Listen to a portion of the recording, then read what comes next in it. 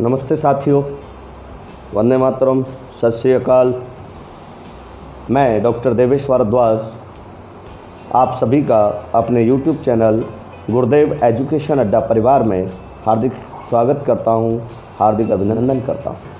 मेरे प्यारे साथियों, मेरे मित्रों, आज का दिन अर्थात 28 सितंबर का दिन संपूर्ण भारतवर्ष के लिए और भारतवासियों के लिए बड़े ही गौरव का दिन है, क्योंकि इसी दिन अर्थात 28 सितंबर 1907 को भारत माता ने एक ऐसे सिंह सपूत को जन्म दिया था जिसको लोग शहीद आज़म भगत सिंह के नाम से जानते हैं। जी हाँ, मैं बात कर रहा हूँ शहीद आज़म भगत सिंह जी की, जिनका आज जन्म दिवस है, जिनकी आज जयंती है।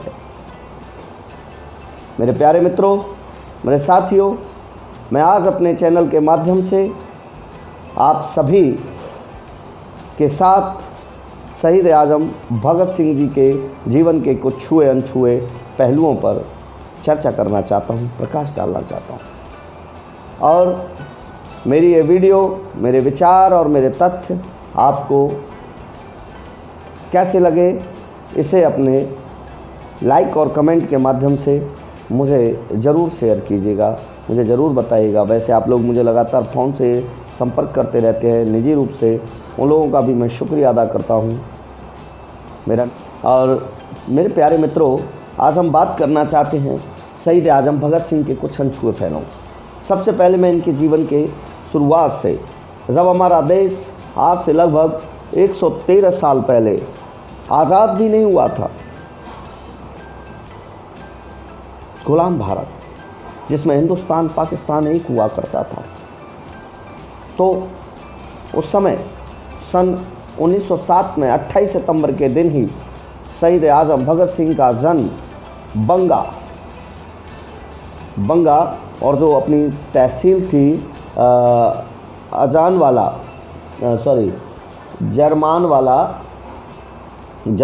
थी, अपनी तहसील जरनावाला तहसील थी और लायलपुर पंजाब में आती थी ये, ठीक है। वर्तमान ये लाहौर में जाएगी, अपनी पाकिस्तान में जाएगी। तो वर्तमान पाकिस्तान में उस समय हिंदुस्तान के लायलपुर ज़िले के जरनावाला तहसील के बंगा गांव में इनका जन्म सरदार किशन सिंह जी के यहाँ हुआ। इनकी माता का नाम विद्यावती देवी था और इनके एक चाचा हुआ करते थे सरदार अजीत सिंह जी। इनके पिताजी और चाचा जी भी प्रमुख रूप से भारतीय आज़ादी की लड़ाई में हिस्सा लिया करते थे, वो भी सक्रिय भूमिका अदा किया करते थे। एक छोटा सा मैं आपको उदाहरण बताऊं, एक कहानी सुनाऊं कि जब वीर भगत सिंह ने देखा, बचपन में जब वो छोटे से थे, इनके पिताजी खेती किया करते थे, तो जब ये खेत पर साथ जाते थे तो इन्होंने एक दिन अपने पिता से पूछा कि आप ये खेत जोतते हो, क्या करते हो, ये सब खेत में अनाज क्यों डालते हो, ऐसे क्यों फैला देते हो ये अनाज।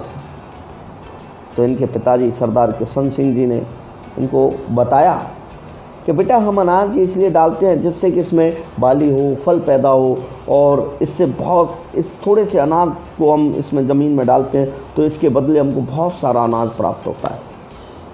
तो उस समय बालक रूप भगत सिंह ने अपने पिता से कहा कि क्यों ना हम अपने खेतों में बंदूकें बोएं, क्यों ना अपने खेतों में बंदूकें बोएं, जिससे कि आने वाले समय में हर घर में हमारे पास अनेकों बंदूक, अनेकों हथियार हों, अनेकों राइफल, जिससे कि हम इन गोरे अंग्रेज़ों को अपने देश से भगा सकें। एक बालक की इन बातों को सुनकर उसके पिता हक्का बक्का रह गए। वो समझ गए कि इसमें देशभक्ति, राष्ट्रभक्ति कूट कूट कर भरी है, अंदर तक जड़ें समाई हुई हैं। मैं एक घटना से उल्लेख करूंगा कि सन 1919 में 13 अप्रैल सन 1919 में, आप सभी को याद होगा, 13 अप्रैल सन 1919 का वो काला दिन जब जलियांवाला बाग हत्याकांड हुआ था। हजारों लोग जनरल डायर के एक आदेश पर जलियांवाला बाग हत्याकांड स्वर्ण मंदिर के निकट अमृतसर में तो जलियांवाला बाग हत्याकांड हुआ था। उसमें हजारों लोग, बेकसूर लोग, बेगुनाह लोग मारे गए थे। उनके रक्त से धरती लाल हो गई थी। भारत भूमि की धरा उन जलियांवाला बाग हत्याकांड में पूर्णतः लाल हो गई। तब जब उस हत्याकांड को सुना भगत सिंह ने, तब उनकी मात्र उम्र 12 वर्ष थी। वो वहाँ से 20 किलोमीटर पैदल चलकर आए।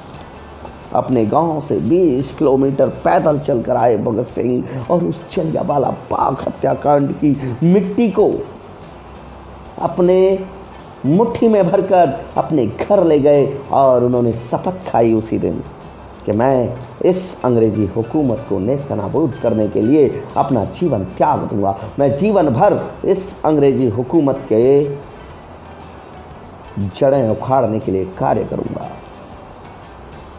और उसके बाद एक छोटी सी घटना आती है 1 अगस्त 1920 की। आपको सभी को याद होगा 1 अगस्त 1920 को महात्मा गांधी जी ने असहयोग आंदोलन की शुरुआत की थी। असहयोग आंदोलन की शुरुआत की थी तो उन्होंने कहा था कि अगर आप 1 वर्ष तक विदेशी का बहिष्कार करोगे, अंग्रेज़ों का असहयोग करोगे, तो 1 वर्ष में ही ये अंग्रेज़ सब क्या होंगे, इस देश से भाग जाएंगे। उनके इन विचारों से भगत सिंह का परिवार और स्वयं भगत सिंह बड़े ही प्रभावित हुए और उन्होंने विदेशी बहिष्कार में अपनी विदेशी किताबों तक की होली जला दी। विदेशी पुस्तकों के प्रकाशन तक को, जो विदेशी प्रकाशन मंडल से पुस्तकें प्रकाशित होती थी, उनको भी उन्होंने जला दिया। उन्होंने इस असहयोग आंदोलन में बढ़ चढ़कर हिस्सा लिया। आपको याद होगा कि 5 फरवरी 1922 को उत्तर प्रदेश के 5 फरवरी 1922 को उत्तर प्रदेश के गोरखपुर ज़िले में चौरी चौरा नामक स्थान पर भीड़ हिंसक हो गई और उस हिंसक भीड़ ने चौरी चौरा नामक स्थान की पुलिस चौकी को घेर कर उसमें आग लगा दी। उसमें कई सिपाही और थानेदार समेत लोग जिंदा जलकर मारे गए, जिससे व्यथित होकर गांधी जी ने अपना असहयोग आंदोलन वहीं पर छोड़ दिया था, वहीं पर समाप्त कर दिया। उन्होंने कहा कि देश अभी आज़ादी प्राप्त करने के लिए पूर्णतः तैयार नहीं है और मैं अपना ये आंदोलन अब समाप्त करता हूँ। गांधी जी ने अपना आंदोलन समाप्त कर दिया, लेकिन भगत सिंह के अंदर जो देशभक्ति की भावना जागृत थी, जो देश को आज़ाद कराने की ज्वाला जागृत हो चुकी थी, वो अब शांत नहीं हुई। और वो गांधी जी की इस बात से नाराज़ भी हुए कि उन्होंने ये आंदोलन समाप्त क्यों किया, लेकिन वो गांधी जी की अहिंसावादी नीति के समर्थक भी रहे थे। वो क्रांति करके इस चीज़ को बदला नहीं लेना चाहते थे उस समय, तो उन्होंने जुलूसों में भाग लेना शुरू किया, सभाओं में भाग लेना शुरू किया। और फिर बात आती है 9 अगस्त 1925 की। आपको याद होगा 9 अगस्त 1925 आप सभी को याद होगा, काकोरी कांड जिसे कहा जाता है। अपने कुछ साथियों के साथ इन क्रांतिकारियों ने काकोरी कांड को अंजाम दिया और उस काकोरी कांड में 9 अगस्त 1925 को जो काकोरी कांड हुआ है ना, उस काकोरी कांड में आप लोगों को मैं बताऊं कि 4 लोगों को फांसी की सज़ा सुनाई गई और 16 को आजीवन कारावास दिया गया। जो हमारे क्रांतिकारी लोग थे, जो उनमें से 4 को फांसी की सज़ा सुनाई गई और 16 को आजीवन कारावास की सज़ा सुनाई गई। और इससे नाराज़ होकर, इससे मतलब भगत सिंह के अंदर इतना उबाल आया, वो इतने क्रोधित हुए कि उन्होंने, उनकी अपनी एक पार्टी चलती थी, नौजवान भारत सभा। भगत सिंह की अपनी एक पार्टी थी, नौजवान भारत सभा। इसका उन्होंने हिंदुस्तान रिपब्लिकन पार्टी में क्या कर दिया, विलय कर दिया और इसको मिलाकर एक नई पार्टी तैयार हो गई, Hindustan socialist Republican associate. Hindustan socialist Republican associate एक नई पार्टी का गठन किया। यहाँ से आगे मैं आपको एक छोटी सी घटना से और जोड़ता हूँ। मैं मुख्य घटनाओं की बातें कर रहा हूँ। सन 1928 की घटना है, 30 अक्टूबर 1928 को। आपको याद होगा ये दिन, याद होगा ये काला दिन, भारतीय इतिहास के पन्नों में लिखा ये काला दिन, ये घटना आपको याद होगी। 30 अगस्त 1928 को खून नहीं खौल जाता क्या हमारा? लाहौर में साइमन कमीशन, आप सभी को याद होगा, रॉलेट एक्ट के विरोध में साइमन कमीशन बना था, रॉलेट एक्ट। तो साइमन कमीशन रॉलेट एक्ट का विरोध करने के लिए, है ना, तो क्या हुआ, रॉलेट एक्ट और रॉलेट एक्ट लागू करने के लिए एक साइमन कमीशन आया था। तो साइमन कमीशन का विरोध करने के लिए, रॉलेट एक्ट का विरोध करने के लिए भगत सिंह जी ने भी विरोध किया लाहौर में। और उसी विरोध के समय लाहौर में 30 अगस्त 1928 को महान क्रांतिकारी लाला लाजपत राय पर लाठियां बरसाई गई। लाठियों से, अंधाधुंध लाठियों से, जैसे मैं कहूँ कि अनाप शनाप उन पर लाठियां बरसाई गई। और उन लाठियों से वो इतने घायल हो गए कि उसी समय उन्होंने कहा था कि मेरे शरीर पर पड़ने वाली एक एक लाठी इस अंग्रेजी साम्राज्य के ताबूत में कील का काम करेगी, ये उन्होंने वहाँ कहा था। और उसके बाद वो अत्यंत जख्मी हुए, उनको अस्पताल में भर्ती करा दिया गया। और 17 नवंबर 1928 को आप सभी को ज्ञात होगा, महान क्रांतिकारी भारत माता के वीर सपूत लाला लाजपत राय की मृत्यु हो गई, जिसने शहीद आजम भगत सिंह को अंदर तक से झकझोर दिया। भगत सिंह अंदर से उबल, उनका जो क्रोध था वो बाल मारने लगा। और उन्होंने उसी एक समय प्रण ले लिया कि मुझे क्या करना है। तो उन्होंने 17 दिसंबर 1928 को अंग्रेज़ों के एक नुमाइंदे सैंडर्स की गोली मारकर हत्या कर दी थी। उसके बाद 8 अप्रैल 1929 की घटना आपको याद होगी। 8 अप्रैल 1929 को दिल्ली में असेंबली, दिल्ली जो असेंबली थी उसमें भगत सिंह, राजगुरु और सुखदेव ने, चंद्रशेखर आज़ाद, ये सभी क्रांतिकारियों का एक समूह था, ये इनके साथ ही थे। इन सब ने मिलकर क्या किया, तो राजगुरु, सुखदेव, राम प्रसाद बिस्मिल और क्या नाम है, चंद्रशेखर आज़ाद, राजगुरु, सुखदेव और भगत सिंह, इन सब ने मिलकर दिल्ली असेंबली में बम फेंका। उस बम को फेंकने के पीछे इनका उद्देश्य किसी को जान माल का खतरा पहुंचाना नहीं था, किसी को हताहत करना नहीं था। इनका उद्देश्य केवल अंग्रेजी हुकूमत को डराना था। और इसीलिए उन्होंने वो बम खाली जगह में फेंका था। उसमें ऐसा विस्फोटक भी नहीं था जिससे कि लोगों को कोई खतरा हो। और उसके बाद इनको गिरफ्तार कर लिया गया। वहीं दिल्ली असेंबली में जब इन्होंने बम फेंका था तो इन क्रांतिकारियों ने इंकलाब जिंदाबाद का नारा दिया था। भगत सिंह का अपना नारा था इंकलाब जिंदाबाद, इंकलाब जिंदाबाद, इंकलाब जिंदाबाद। और ये नारा देते हुए इन्होंने खुद को, किसी ने इनको पकड़ा नहीं, इन्होंने खुद को कानून के हवाले कर दिया। इन्होंने खुद को वहाँ क्या किया, अपने को मुजरिम की तरह कि हमने ये फेंका है, अपना गुनाह कबूल करते हुए बम फेंकने के गुनाह में खुद को कानून के हवाले कर दिया। और वहाँ से शुरू होती है एक नई जद्दोजहद, एक ज़िंदगी के, इनकी ज़िंदगी में आता है एक नया मोड़, एक नई शुरुआत। और शुरू होती है जून 1929 से इनके जीवन की नई आधारशिला। यहाँ से मैं आपको बताता हूँ इन्होंने क्या किया, कैसे पता चलता है कि भगत सिंह महान क्रांतिकारी थे। जून 1929 ईस्वी को जब ये जेल में बंद थे, इन्होंने देखा अंग्रेज़ों के लिए तो अखबार मिलता है, किताब मिलती है पढ़ने के लिए, अच्छा खाना मिलता है, अच्छे कपड़े मिलते हैं, लेकिन भारतीय बंदियों के लिए ना तो न जाने कब से उनके जो कपड़े हैं बिछाने ओढ़ने के वो धोए भी नहीं गए, खाना सला गड़ा मिलता है, अखबार पढ़ने नहीं मिलती, पुस्तक नहीं मिलती। तो इन्होंने कहा कि भाई न्याय की दृष्टि में सभी समान होते हैं, न्याय की दृष्टि में सभी समान होते हैं, क्या अंग्रेज़ क्या भारतीय, और जब तक हम समानता नहीं मिलेगी मैं भूख हड़ताल करूंगा। और ये उस दिन भूख हड़ताल पर बैठ गए। और इनका साथ दिया इनके साथी बटुकेश्वर दत्त ने। इनका साथ किसने दिया?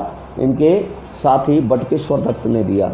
और मैं आपको बता दूं, यहाँ से जेल सुधार की शुरुआत होती है। अंग्रेज़ों ने इनके भूख हड़ताल को तोड़वाने के लिए इन पर अत्याचार किए, इनको बर्फ़ की सिल्ली पर घंटों घंटों लिटाकर इनके मुंह में ज़बरदस्ती दूध डालने की कोशिश की, पर ये सपूत तो ऐसा था, अड़ जाता था, एक घूंट बूंद अंदर दूध की न जाने दी, सब उगल दिया।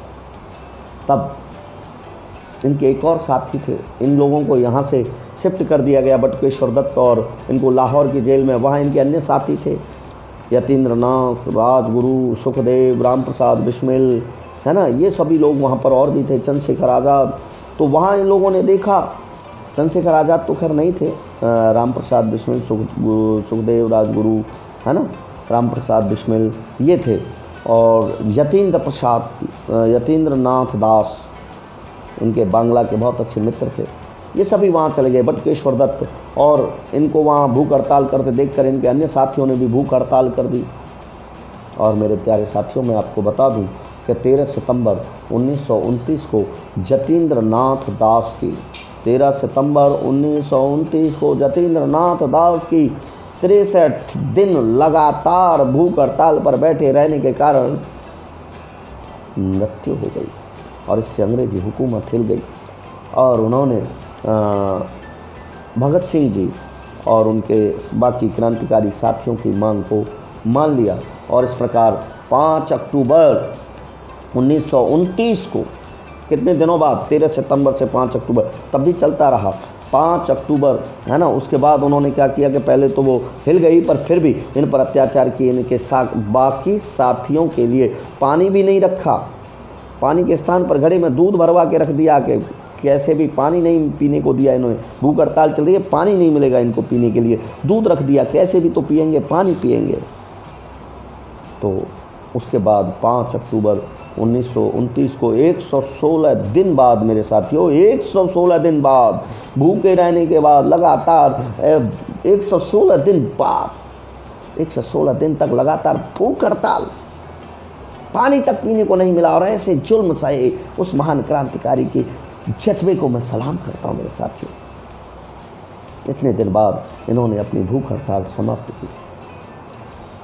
भगत सिंह और बटुकेश्वर दत्त ये दोनों ने अपनी हड़ताल समाप्त। अब मैं बात करता हूँ 26 अगस्त 1930 की, जब न्यायालय ने इनको धारा 129 और 302 और भारतीय दंड संहिता की जो धारा 120 और 302, 129 और 302 तथा विस्फोटक पदार्थ अधिनियम 4, 6 और आईपीसी की धारा 120 के तहत, ठीक है, विस्फोटक पदार्थ रखने के जुर्म में क्या किया, फांसी की सज़ा सुना दी इनको, राजगुरु और सुखदेव को।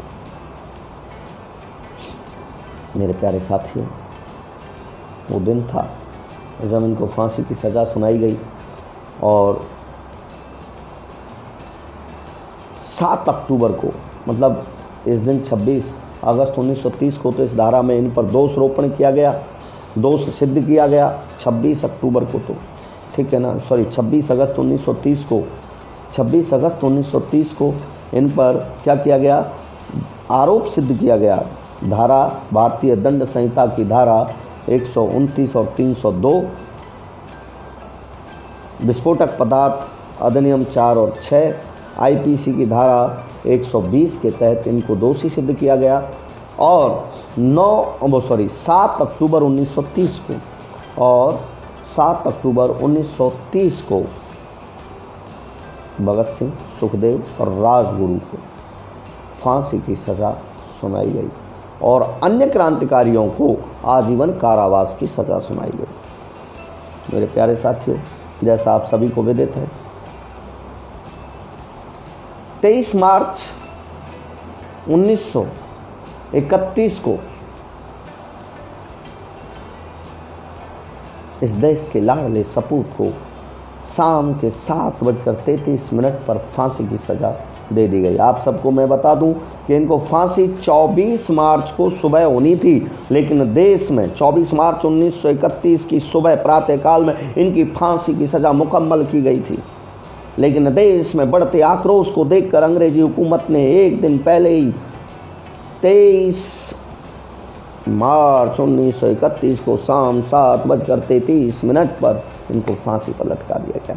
यहाँ तक की घटनाएं तो मेरे प्यारे साथियों आप सभी जानते हैं। लेकिन उसके बाद क्या हुआ, और जब फांसी की सज़ा हो रही थी ना, मैं आपको बता दूं, जब फांसी के बारे में इनको जाकर सिपाही ने बताया, जेलर ने बताया, उस समय किताब पढ़ रहे थे भगत सिंह। भगत सिंह ने कहा 1 मिनट रुकिए, एक क्रांतिकारी से एक बार मिलने दीजिए। और उस किताब को पढ़ने के बाद इन्होंने ऊपर उछालते हुए कहा कि चलिए अब हम चलते हैं, क्रांतिकारी से भेंट हो चुकी है और ये क्रांति आगे बढ़ेगी। आगे बढ़ते हुए ये चले और तब इन तीनों के चेहरे पर फांसी के समय कोई शिकन नहीं थी। आप सभी जैसा जानते हैं ये स्वयं आज़ादी के दीवाने थे, आज़ादी को ब्याहने निकले थे। भगत सिंह ने शादी नहीं की थी। जब घर वालों ने इनसे शादी की बात कही थी तब इन्होंने कहा था कि मैं तो अब केवल आज़ादी को ही अपनी दुल्हन बनाऊंगा। आज़ादी को चले ब्याहनी दीवानों की टोलियाँ। और ये तीनों उस समय चल दिए। मेरा रंग दे बसंती चोला, मेरा रंग दे बसंती चोला, मेरा रंग दे बसंती चोला गाते हुए तीनों चल दिए। और हंसते मुस्कुराते हुए इन्होंने फांसी के फंदे को अपने गले में डाल लिया। यहाँ तक की घटना तो मेरे प्यारे साथियों आपको पता है, लेकिन उसके बाद की घटना से मैं आपको रूबरू कराता हूँ। फांसी के बाद अंग्रेज़ी हुकूमत ने जेल की पिछली दीवार को तोड़कर, क्योंकि आगे से इनका सब अगर बाहर जाता तो दिक्कत हो जाती, जेल की पिछली दीवार को तोड़कर रातों रात इनके सब को कुल्हाड़ी से काट कर उसके टुकड़े टुकड़े करके बोरियों में भर के जंगल में गांव के पास ले जाकर आग लगा दी। जैसे ही गांव वालों ने आग देखी वो दौड़ कर आए तो अंग्रेज हुकूमत वहाँ से भाग गई और इनके अधगले सबको उस नदी में बहा दिया। अंग्रेज गांव वालों ने देखा ये सबको इकट्ठा किया जैसे तैसे। ऐसे भारत माता के वीर सपूत को अंतिम गति प्राप्त हुई। उसको फिर जलाया गया, सुपुर्द खाक किया गया। तो मेरे प्यारे साथियों, अगर गांधी जी चाहते तो ये फांसी रुक सकती थी, लेकिन नहीं। और मैं आपको यहाँ पर भगत सिंह के विषय में थोड़ा सा बता देना चाहूँगा। भगत सिंह कॉलेज के टाइम में अभिनय करते थे। वो एक अच्छे अभिनेता थे। उनको फिल्में देखना भी पसंद था। वो अपने मित्र यशपाल के साथ फिल्में देखने जाते थे। उनको चार्ली चैपलिन की फिल्में बहुत पसंद थी। उनको खाने में मीठा बहुत पसंद था। रसगुल्ला जैसे उनका छेना वो बहुत पसंद था। बहुत सारी चीज़ें थी। उन्हें किताबें पढ़ना बहुत पसंद था। उन्होंने भारत माँ की आज़ादी के लिए आजीवन काम किया। लेकिन आज हमें क्या मिल रहा है, मैं एक छंद से तब से लेकर आज तक को जोड़ना चाहता हूँ कि मिटा नामो निसापना वतन आज़ाद किया है, मिटा नामो निसापना वतन आज़ाद किया है, लहू से सींच कर अपने चमन आबाद किया है, लहू से सींच कर अपने चमन आबाद किया है। भ्रष्ट नेताओं ने कुर्सी के लालच में उसी को आज, भ्रष्ट नेताओं ने कुर्सी के लालच में उसी को आज वृक्ष शाखा पुष्प सब तोड़ कर बर्बाद किया है। और भ्रष्ट नेताओं ने भारत की जो हालत की है उसके लिए हम कहीं के नीचे मिला। मेरे प्यारे साथियों, एक और कड़वी बात जो मैं कहना चाहता हूँ, एक बहुत दुख भरी बात, कि ब्रिटिश शासन में शहीद आज़म भगत सिंह को एक डकैत, एक आतंकवादी के रूप में स्थान दे रखा है। लेकिन हमारी भारत सरकार का कोई भी नुमाइंदा आज तक उनको आतंकवादी से शहीद आज़म घोषित नहीं करवा पाया है। आज भी स्वतंत्र भारत के किसी भी कानून, किसी भी किताब में, किसी भी दस्तावेज में उनको शहीद आज़म की उपाधि नहीं दी गई। ये शहीद आज़म की उपाधि तो आपने और हमने उनको दिल से दी है, लेकिन भारतीय सरकार के किसी भी दस्तावेज में उनको शहीद आज़म नहीं कहा गया है। कहीं भी उनको शहीद आज़म की उपाधि से विभूषित नहीं किया गया है। उनके नाम के आगे आज भी सरकारी दस्तावेज़ों में आतंकवादी लिखा हुआ है। अंग्रेज़ों द्वारा लिखी हुई सरकारी दस्तावेज आज भी उनको आतंकवादी मानते हैं और आज भी ये विडंबना का विषय है। और मैं अपनी भारत सरकार से ये अनुरोध करता हूँ कि इस विषय को गंभीरता से लिया जाए और शहीद आज़म भगत सिंह के नाम के सामने से आतंकवादी शब्द हटाकर उन्हें शहीद आज़म की उपमा से विभूषित कराया जाए। और इसी के साथ मैं अपनी वाणी को यहाँ पर विराम देता हूँ। और मेरे प्यारे साथियों, मेरे विचार, मेरे भगत सिंह, शहीद आजम भगत सिंह के विषय में मेरे द्वारा व्यक्त किए गए कुछ छुए अनछुए पहलू आपको कैसे लगे, इस विषय पर अपने विचार अवश्य व्यक्त कीजिएगा। और एक बार ज़ोर से बोलिएगा, इंकलाब जिंदाबाद, इंकलाब जिंदाबाद। वंदे मातरम साथियों, जय हिंद।